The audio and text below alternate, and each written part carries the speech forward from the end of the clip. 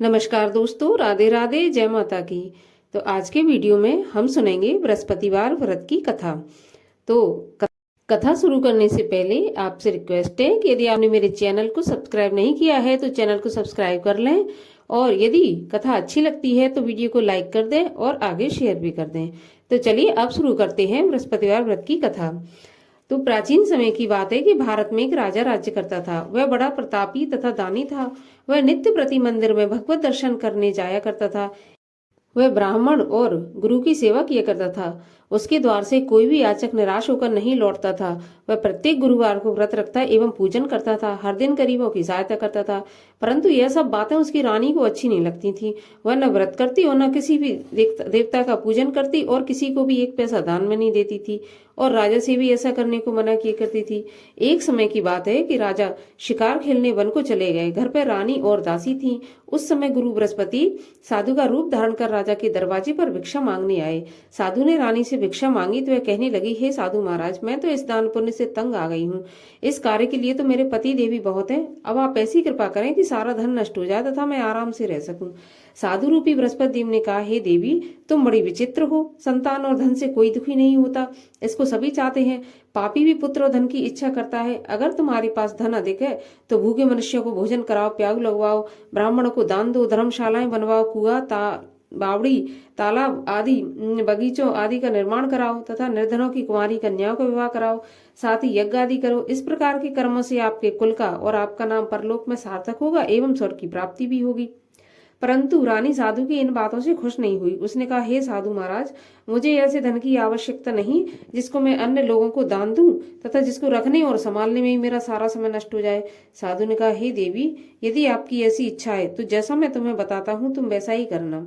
बृहस्पतिवार के दिन घर को गोबर से लीपना, अपने केशों को पीली मिट्टी से धोना और केशों को धोते समय स्नान करना। राजा से कहना वह हजामत करवाए। भोजन में मांस मदिरा खाना, कपड़ा धोबी के यहाँ धुलने डालना। इस प्रकार 7 बृहस्पतिवार करने से तुम्हारा सारा धन नष्ट हो जाएगा। यह कहकर साधु महाराज रूपी बृहस्पति देव अंतर ध्यान हो गई। रानी ने साधु के कहने के अनुसार 7 बृहस्पतिवार वैसा ही करने का विचार किया। साधु के बताए अनुसार करते हुए केवल 3 बृहस्पतिवार ही बीते थे कि उसकी समस्त धन संपत्ति नष्ट हो गई। भोजन के लिए दोनों समय परिवार तरसने लगा, सांसारिक भोगों से दुखी रहने लगा। तब वह राजा रानी से कहने लगा कि हे रानी, तुम यहाँ पर रहो, मैं दूसरे देश को जाता हूँ, क्योंकि यहाँ पर मुझे सभी मनुष्य जानते हैं, इसलिए मैं यहाँ कोई काम भी नहीं कर सकता। देश चोरी परदेश भीख बराबर है। ऐसा कहकर राजा परदेश चला गया।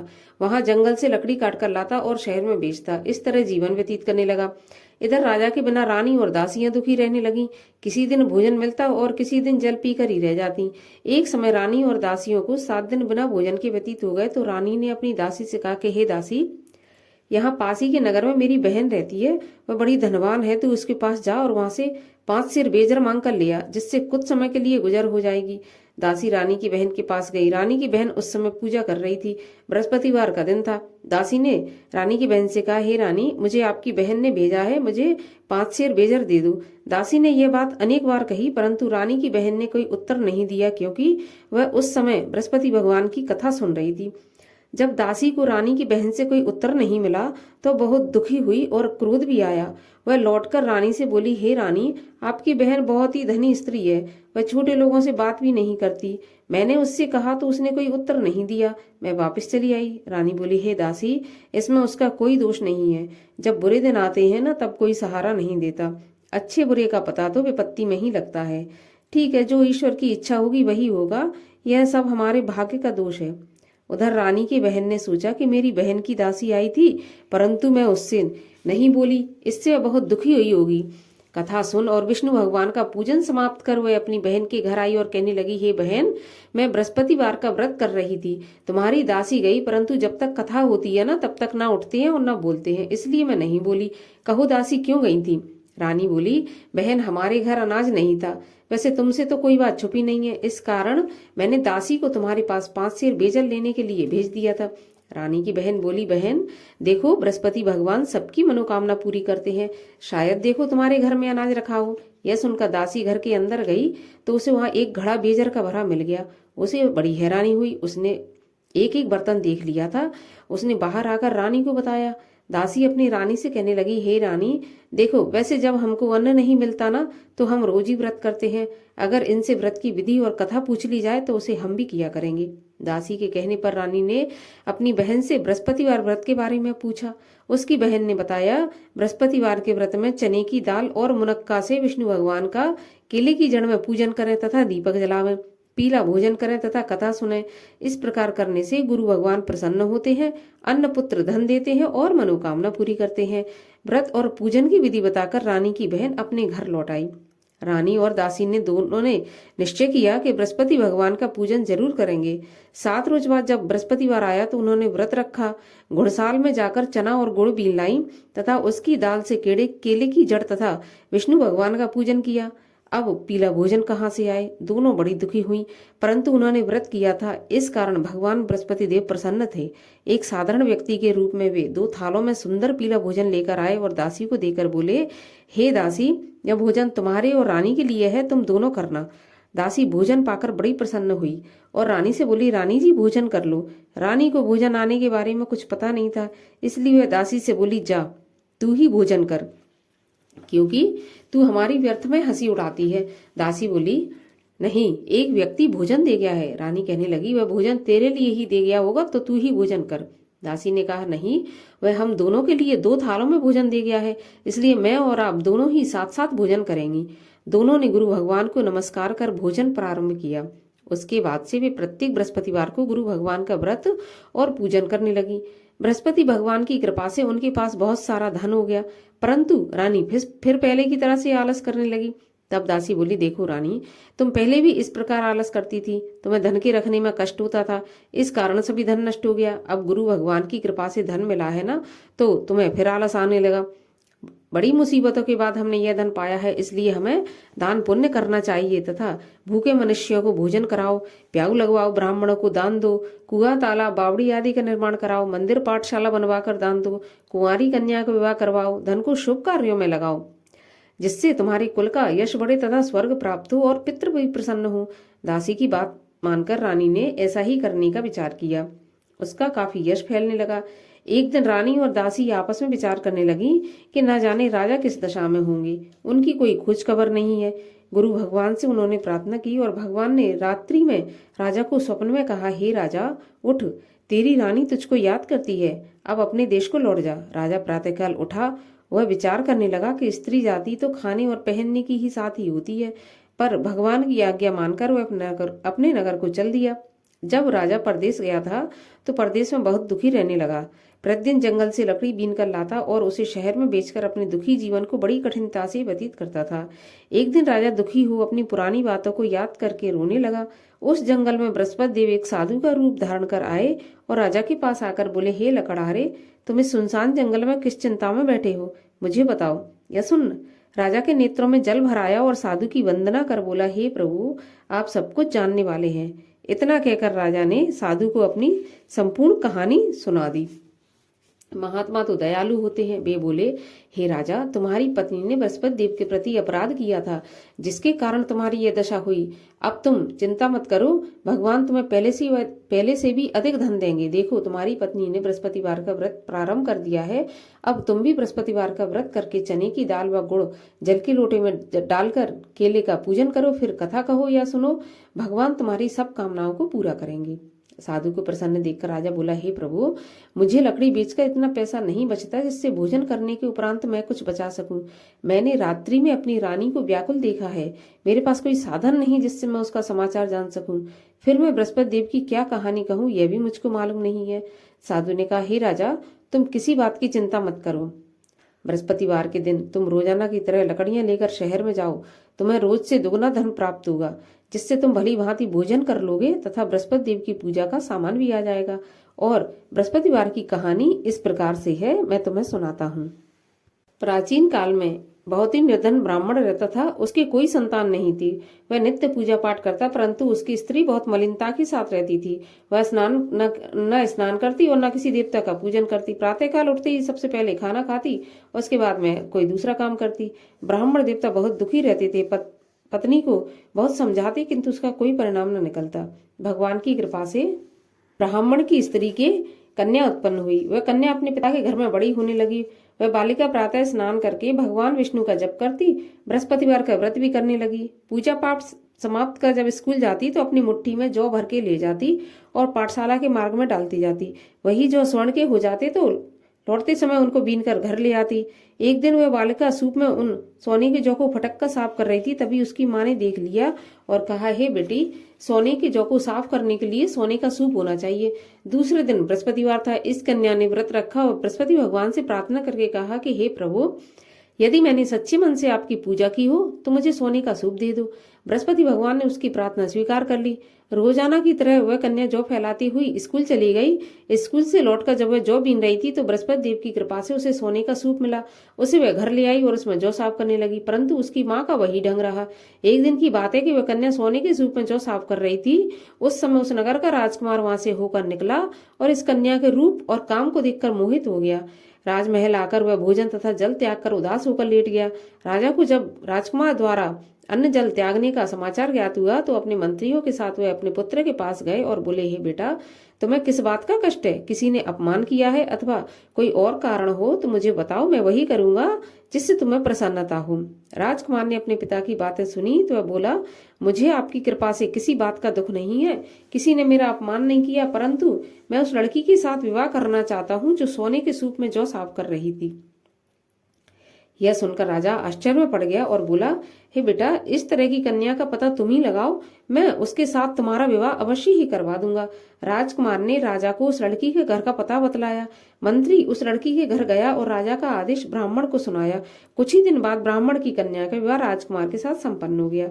कन्या के घर से जाते ही उस ब्राह्मण देवता के घर में पहले की भांति गरीबी का निवास हो गया। अब तो भोजन के लिए भी अन्न बड़ी मुश्किल से मिलता था। एक दिन दुखी होकर ब्राह्मण देवता अपनी पुत्री से मिलने गए। बेटी ने पिता की दुखी अवस्था को देखा और अपनी माँ का समाचार पूछा। ब्राह्मण ने सभी हाल कहा। कन्या ने बहुत सा धन देकर अपने पिता को विदा कर दिया। इस तरह ब्राह्मण का कुछ समय सुखपूर्वक व्यतीत हो गया, लेकिन कुछ दिन बाद फिर वही हाल हो गया। ब्राह्मण फिर अपनी कन्या के गया और सभी हाल कहा। तभी पुत्री बोली, हे पिताजी, आप माताजी को यहाँ लेवा लाओ, मैं उन्हें विधि बता दूंगी जिससे कि उनकी गरीबी दूर हो जाए। ब्राह्मण देवता अपनी स्त्री को साथ लेकर राजमहल अपनी पुत्री के पास पहुंचे तो पुत्री अपनी माँ को समझाने लगी, हे माँ, तुम प्रातःकाल उठकर प्रथम स्नान आदि करके विष्णु भगवान का पूजन करो तो सब दरिद्रता दूर हो जाएगी। परंतु उसकी माँ ने उसकी एक बात नहीं मानी और प्रातःकाल उठकर अपनी पुत्री का बचा जूठन खा लेती थी। एक दिन उसकी पुत्री को बहुत गुस्सा आया। उसने एक रात को कोठरी से सारा सामान निकाला और अपनी माँ को उसमें बंद कर दिया। प्रातः उसमें से उसे निकाला और स्नान आदि करा के पूजा पाठ करवाया तो उसकी माँ की बुद्धि ठीक हो गई। इसके बाद वह नियम से पूजा पाठ करती और प्रत्येक बृहस्पतिवार को व्रत रखने लगी। इस व्रत के प्रभाव से उसकी माँ भी बहुत धनवान तथा पुत्रवती हो गई और बृहस्पति भगवान की कृपा से स्वर्ग हो गई। वह ब्राह्मण भी सुखपूर्वक इस लोक का सुख भोग कर स्वर्ग को प्राप्त हुआ। इस तरह कहानी कहकर साधु देवता वहां से अंतर्ध्यान हो गए। धीरे धीरे समय व्यतीत होने पर बृहस्पतिवार का दिन आया। राजा जंगल से लकड़ी काटकर किसी शहर में बेचने गया। उसे उस दिन और दिनों से अधिक धन मिला। राजा ने चना गुड़ आदि लाकर गुरुवार का व्रत किया। उस दिन से उसके सभी क्लेश दूर हुए, परंतु जब अगला गुरुवार आया तो वह बृहस्पतिवार का व्रत करना भूल गया। इस कारण बृहस्पति भगवान नाराज हो गए। उस दिन उस नगर के राजा ने विशाल यज्ञ का आयोजन किया तथा अपने समस्त राज्य में घोषणा करवा दी कि कोई भी मनुष्य अपने घर में भोजन न बनाए तथा आग भी न जलाए। समस्त जनता मेरे यहाँ भोजन करने आवे। इस आज्ञा को जो न मानेगा उसको फांसी की सजा दी जाएगी। राजा की आज्ञा अनुसार राज्य के सभी वासी राजा के भोज में सम्मिलित हुए, लेकिन लकड़हारा कुछ देर से पहुंचा, इसलिए राजा उसको अपने साथ महल में ले गए। जब राजा लकड़हारे को भोजन करा रहे थे तो रानी की दृष्टि उस खूंटी पर पड़ी जिस पर उसका हार लटका हुआ था। उसे हार खूंटी पर लटका दिखाई नहीं दिया।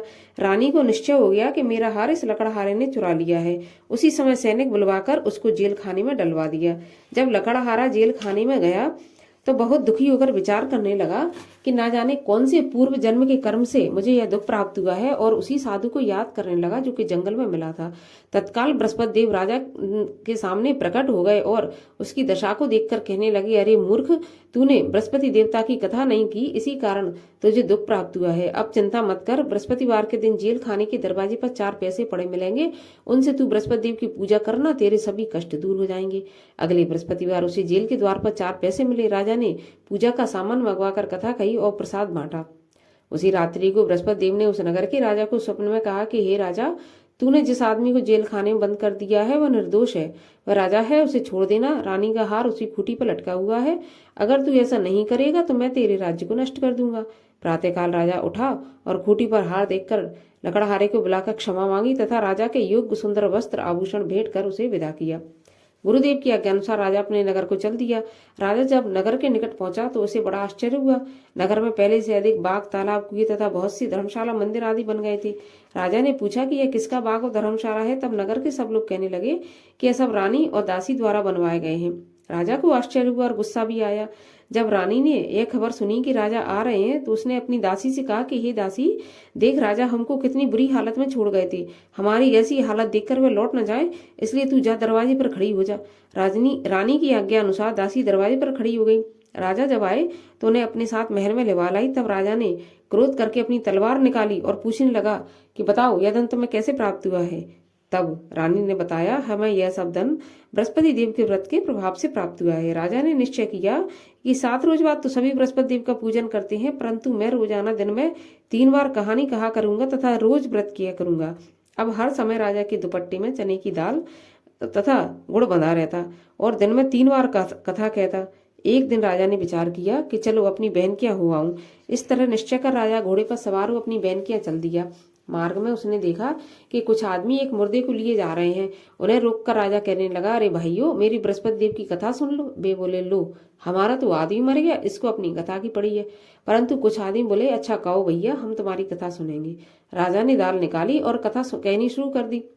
तो जब कथा आदि हुई थी तो मुर्दा हिलने लगा और कथा समाप्त हुई तो राम राम करके मुर्दा उठकर खड़ा हो गया। राजा आगे बढ़ा। उसे चलते चलते शाम हो गई। आगे मार्ग में उसे किसान खेत में हल चलाता मिला। राजा उससे बोला, अरे भैया, तुम मेरी बृहस्पतिवार की कथा सुन लो। किसान बोला, जब तक मैं तेरी कथा सुनूंगा तब तक 4 रैये जोत लूंगा। जा अपनी कथा किसी और को सुनाना। राजा आगे चलने लगा।